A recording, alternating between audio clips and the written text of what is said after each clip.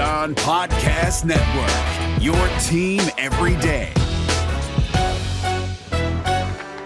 You are Locked On Kings, your daily Sacramento Kings podcast, part of the Locked On Podcast Network, your team every day. And now, ladies and gentlemen, it is that time for another episode of Locked On Kings.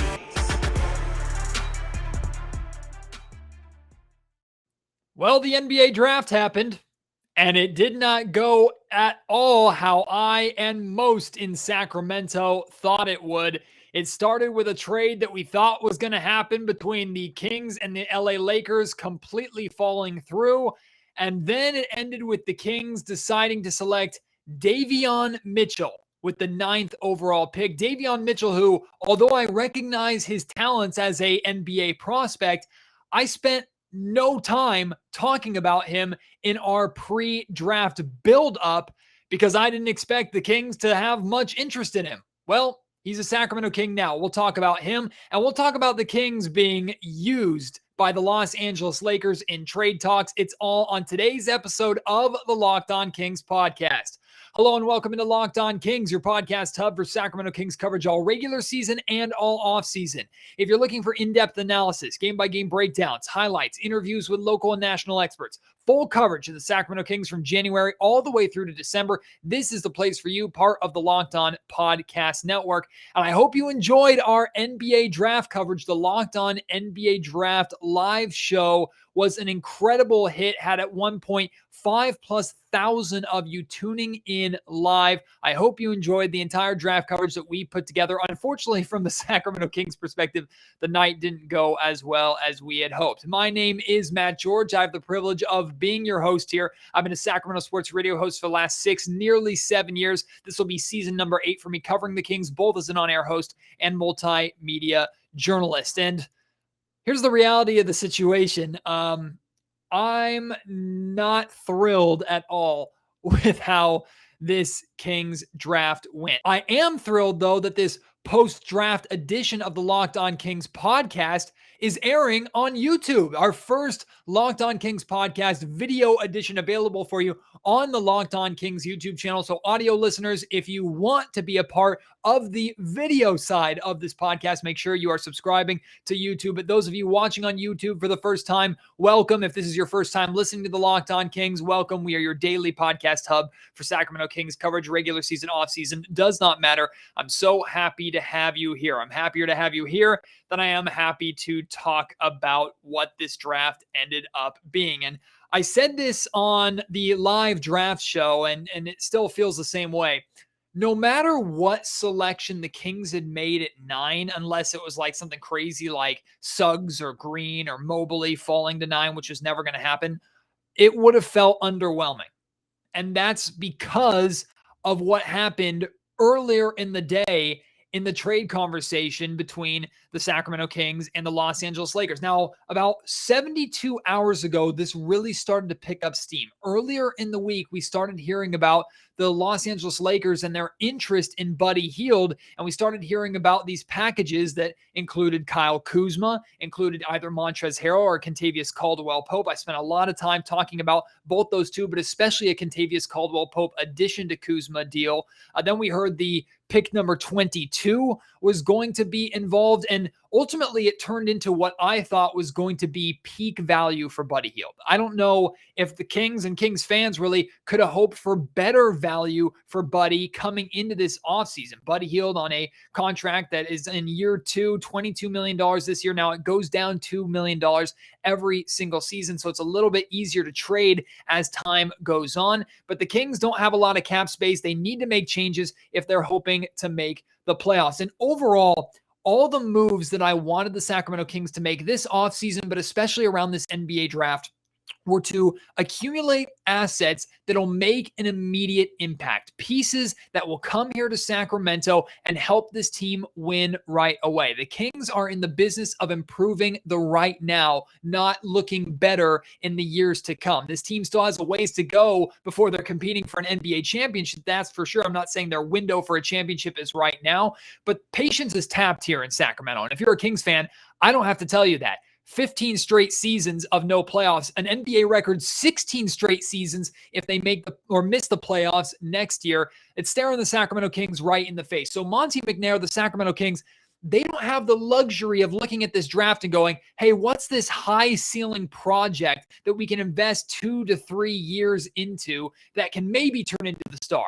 Your star is here in De'Aaron Fox. Your complimentary piece in Tyrese Halliburton is here right now. Not to mention you do have other pieces like Harrison Barnes, for example, that are good enough for this team to at least be in the playoff conversation. Even if it's a low seed, doesn't matter. Just get yourself into the postseason and avoid that NBA record. So regardless of what the Kings did in this draft and this offseason, I had just one wish, which is acquire players that are going to help you win now. Now, it's obviously a lot easier to acquire those players via trading for veterans or those with NBA experience than it is out of rookies. However, I thought that there would be some rookies in that 9 range that could make some sort of an immediate impact that the Kings are looking for.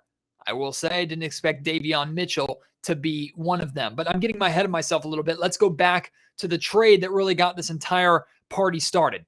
So the Kings and the Lakers are having these conversations or reported conversations of the past 72 hours. And suddenly names like Kuzma, Montrezl Harrell, and pick number 22 are being floated out there as a return for Buddy Hield. And I'm thrilled by the idea of this, right? But the big question mark we have, though, is before this trade could happen, which, by the way, it couldn't be completed until August 6th, I believe. For this trade to happen and for trade talks to really get serious, Montrezl Harrell would have to opt into his $9 million player option. Well, he did that around noon, in between noon, 1 o'clock. And quickly from there, things started picking up steam. Adrian Wojnarowski was the first one to report that Montrezl Harrell was opting into this deal and immediately followed it up with this now lays the groundwork for these conversations to actually happen, or this trade to actually happen between the Los Angeles Lakers and the Sacramento Kings. And normally when Woj tweets something like that, it means it's going to happen. So I completely believed that we were going to get that mainly Kuzma, Buddy Hield, Los Angeles Lakers, Sacramento Kings trade, which, by the way, would have been the first trade between those two franchises in the Sacramento era of the Kings franchise. We know the history between those two teams. It's crazy to think about how those two teams have never engaged in a trade, but based off of what happened, maybe it's understandable why those teams have not engaged in trade talks or why the Kings have not been able to get a deal done. So Montrezl Harrell opts in. Sounds like this deal is going to happen. And suddenly out of nowhere comes this curveball from Shams of The Athletic. And he says, oh, hold on, wait a minute. There's a conversation going on between the Los Angeles Lakers and the Washington Wizards involving Russell Westbrook coming to LA. So we're like, okay, whoa, the Lakers are really trying to make some moves. Then Shams follows that up a couple minutes later with the pieces going to Washington in this alleged deal. Montrezl Harrell, Kyle Kuzma, Kentavious Caldwell-Pope, and pick number 22. The 4 assets. The Kings were only going to get 3 out of the 4. They only really wanted 3 out of the 4. But the 4 assets that were brought up in this hypothetical Kings-Lakers trade, all 4 of them off to our nation's capital, Washington, D.C. What happened? What happened? What I think happened is the Sacramento Kings got used as leverage. I think the Sacramento Kings, and actually, hold on. I think the Los Angeles Lakers do want Buddy Hield. I do think they have an interest in Buddy Hield. I don't think they were faking interest in Buddy Hield. In fact, I'm confused, as are many Lakers fans, which I saw on Twitter. I'm confused why they think that the addition of Russell Westbrook is better for their team than Buddy Hield. Now, in terms of players straight up, we know Russell Westbrook, former MVP, triple-double machine, absolute beast. But there's no spacing on that team with Anthony Davis, Russell Westbrook, and LeBron James. And literally that's it. Pretty much all their other players under contract, they just traded away. So they have a lot of work to do to fill out the rest of their roster. And I believe those 3 combined make over $120 million. The salary cap is $112. The luxury tax is like $135 or $136. I'm imagining they're going to surpass that in some way, shape, or form. But essentially, I believe the Kings were used as leverage. I believe the Los Angeles Lakers wanted to see if they could get a player of Russell Westbrook's caliber anywhere, but obviously, especially from the Washington Wizards. And as the intensity of this deal between the Kings and the Lakers and those talks became more public and became more real, and Montrezl Harrell opting in really made this a possibility, suddenly the Washington Wizards were maybe a little more willing to move on from Russell Westbrook for the package that the Lakers were offering. All I know is I'm not going to say the Kings got screwed, but once again, the Lakers beat them. It's just LA, man. The Los Angeles Lakers, just they continue to defeat the Sacramento Kings. And maybe this is why you don't try and make a deal with the Lakers, because they'll pull a fast one on you.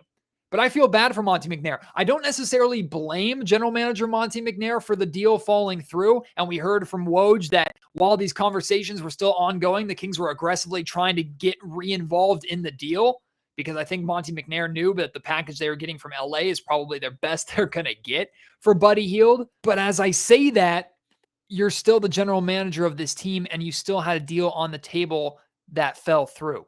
You can't ignore that. That's something that Monte McNair and the Kings are just going to have to deal with. This deal was now agreed to. It can't be completed, like I said, until August 6th, but the deal has been agreed to between both sides. And here the Sacramento Kings are. We thought we were going to head into the draft knowing that the Lakers would be selecting someone at pick 22 that would come to Sacramento, that Buddy Hield would be on the way out, that the Kings would add depth in Kyle Kuzma at the 4 spot, add a big man, aggressive presence in Montrezl Harrell that this team could desperately use. And on top of that, we heard reports yesterday or earlier in the day, honestly, all the hours are blending together at this point. We heard reports that are from Mark Stein, who said that Rashawn Holmes was more than likely going to resign in Sacramento, or that he believes Rashawn is staying in Sacramento. So suddenly we're going into the draft going, the Kings are still going to have their number 9 pick where they can pick whoever they want, and they're going to have all these assets already accumulated. That's rad. And then it didn't happen. Wind out of your sails. The draft starts, and it really only got worse from there. Before we talk about the Kings selection of Davion Mitchell, how the board played out before we got to pick number 9, want to let you know that today's episode of the Locked On Kings podcast is brought to you by Rock Auto. With the ever-increasing number of makes and models, it's now impossible for your local chain auto parts store to stock all the parts you need. Why endure often pointless or seemingly intimidating questions and wait for the person behind the counter to order the parts on their computer, and they choose only the brands that their warehouse happens to carry? You have computers. You have access to rockauto.com. You can bypass all that and find the best deals for yourself. My car is currently in the shop. I ran over a tire on the freeway. Actually did some pretty bad damage to my fuel line and my radiator. The parts that the dealership wanted to use to fix my car were way more expensive than my insurance and I were willing to cover. I went to rockauto.com. I found the parts that I wanted that the insurance was able to cover, and it saved me so much money. RockAuto.com, it's a family-owned business. Save time and money by checking out all of their parts. And when you go to RockAuto.com, make sure you write Locked On in their How Did You Hear About Us box so they know what we sent you. Amazing selection, reliably low prices, all the parts your car will ever need. RockAuto.com. So we have the disappointment of the Kings pre-draft trade falling through. You have the natural frustration and anger towards the Los Angeles Lakers. You have the misguided hope that maybe Monte McNair will be able to work the Kings back into the deal somehow, or find another deal involving Buddy Hield and getting some kind of strong return like you were potentially going to get from Los Angeles. We've heard interest from the Philadelphia 76ers in Buddy Hield. And hey, deals like this could still happen. But again, the wind was taken out of our sails heading into this draft. There was a frustration, there was a disappointment, but there was also a hope that what we've been talking about for the last month, really, the Kings using this number 9 pick, trading it on draft night, attaching it to a player like Buddy Hield or even a Marvin Bagley to get a veteran piece or two in return. There were hopes that that was going to happen. In the end, it turned out to be just, like I said, an underwhelming, boring draft night for Sacramento.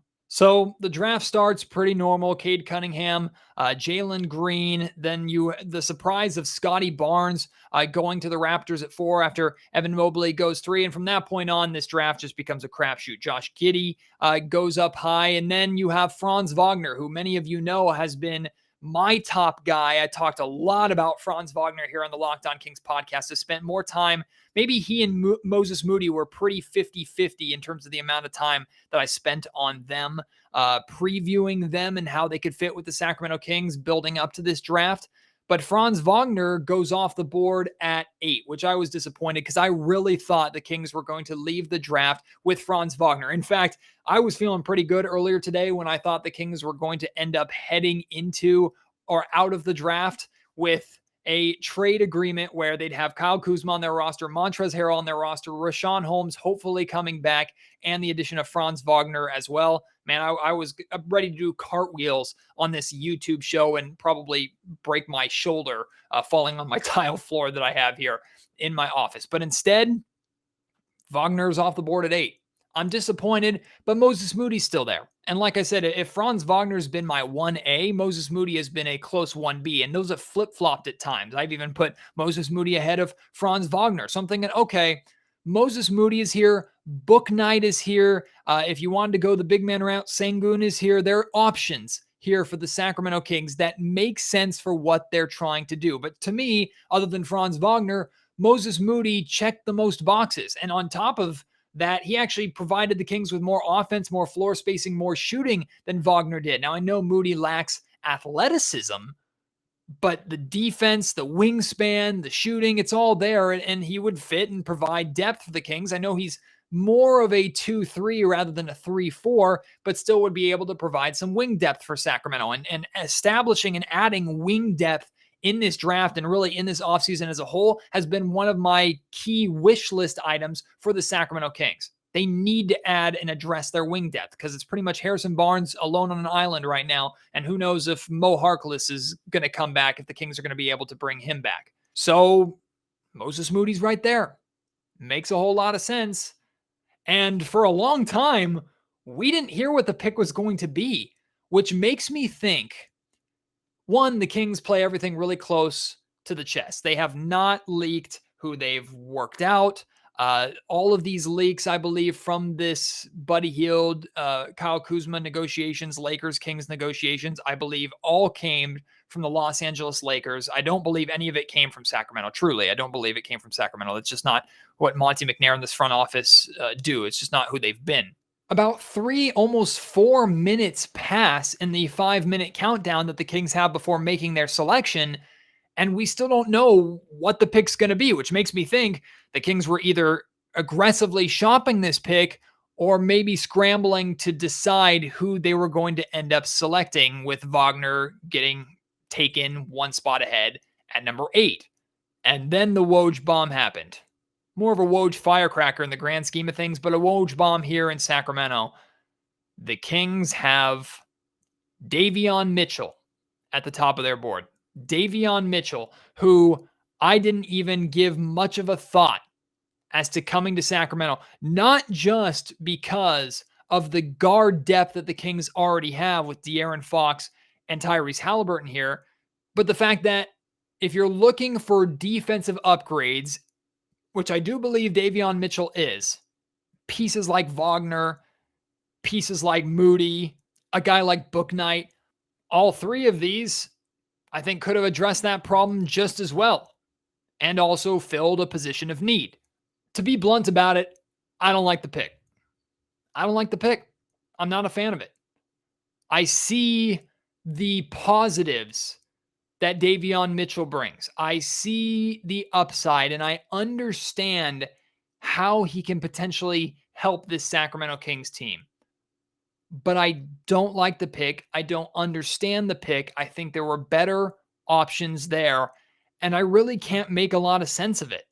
If the Kings were making this selection with the intention of trading him, then I feel like it would have already been reported, or it would have been reported at that time, that the Kings were making that selection for another team. So that was off the table.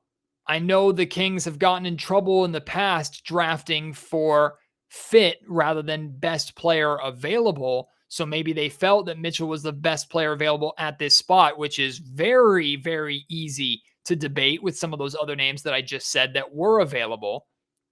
And on top of that, for a point guard, a modern point guard, Davion Mitchell is pretty undersized. 6'2" is what he's listed at. Some say he's only 6'1", and he's older. Played 3 years in college, but he redshirted 1 year. So really spent all 4 years in college. The first year at Auburn, redshirted then a year at Baylor before playing a couple of seasons and then declaring for the draft. I just don't get it. Now, I'm hoping he proves me wrong. I really am hoping that he proves me wrong, because if he provides that perimeter on-ball defensive tenacity that we've heard so much about, and I've watched bits and pieces of Davion Mitchell play, and I've liked what I've seen. So I do understand how he can be a benefit for the Sacramento Kings. I just don't know if I'll believe it can work until I actually see it. Do the Kings view Davion Mitchell as a bench contributor at best? Well, sure, maybe at first as a rookie he can come in off the bench. That's no big deal. But I think there was talent available at this range that could have become a starter for you, a starter on a good team.